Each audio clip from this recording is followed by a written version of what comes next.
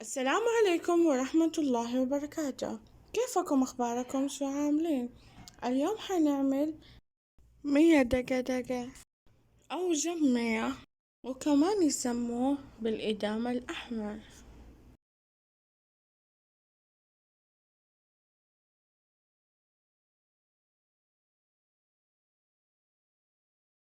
اليوم حنحتاج بصل وطماطم وفلفل رومي أحمر طبعا، وفلفل حار أو فلفل التاركة، وماجي نيجيريا أو مرقة دجاج، وملح وبهارات، عاد أي بهارات عندك، ومعجون طماطم. وأبدأ أخلط البصل والطماطم والفلفل الرومي والفلفل الحار وقليل جدا من الموية. دحين أتبل الدجاج ببهارات وملح عشان أبدأ أقليهم.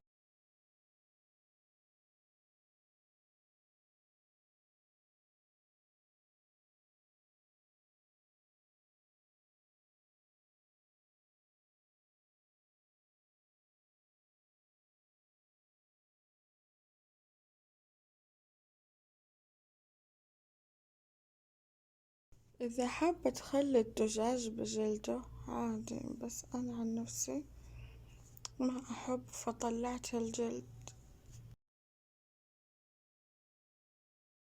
أقليه ونص استواء، وإذا حابة دخليه في الفرن تشوي عادي، وإذا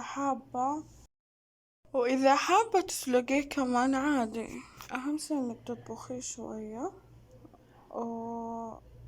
وإذا حابة تحطيه كذا خلاص تطبخيه مع المرقة اللي عملناه عادي. بس إنه أحسن شي إنك تشويه أو تقليه أو تسلقيه عشان يستوي بسرعة وما يتحرق القدر، ويعطي نكهة وطعم في الأكل.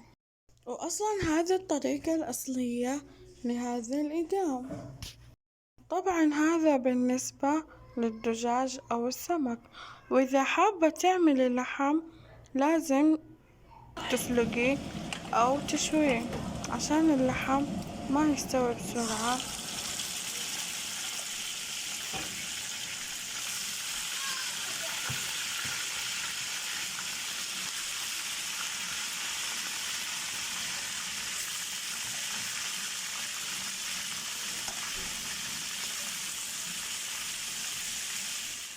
بعد ما قليت الدجاج أرجع أستخدم نفس الزيت وأحطه في القدر، وأحط 4 فصاد ثوم مهروس وبصل مقطع بحجم صغير جدا. بس يبدأ يتغير لونه أبدأ أحط معجون طماطم والبهارات والماجي والملح حسب الرغبة، في ناس يحبوه مرة مالح، والطماطم اللي عصرته،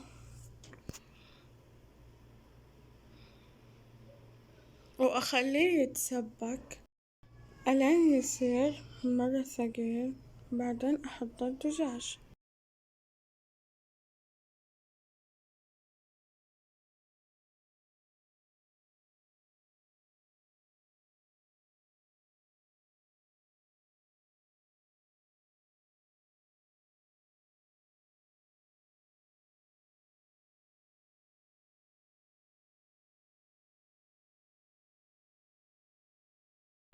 كل بعد 5 دقايق أو أكثر لازم تقلبي وتشوفي طخن ولا لا، ولا تستعجلي عليه، وخليه على نار متوسطة.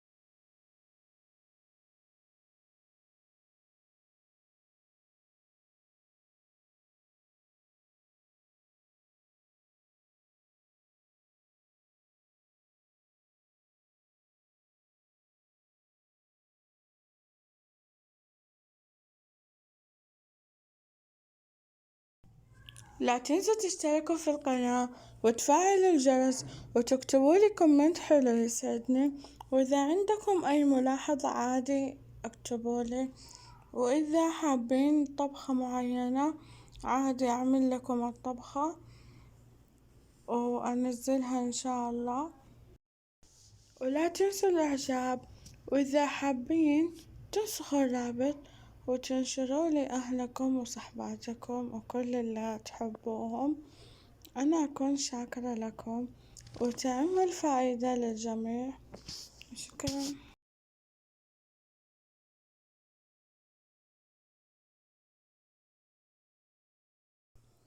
لا أحكي لكم عن الطعم، فعليا يجنن، لازم لازم لازم تجربوا. وكذا وصلنا لنهاية الفيديو، مع السلامة.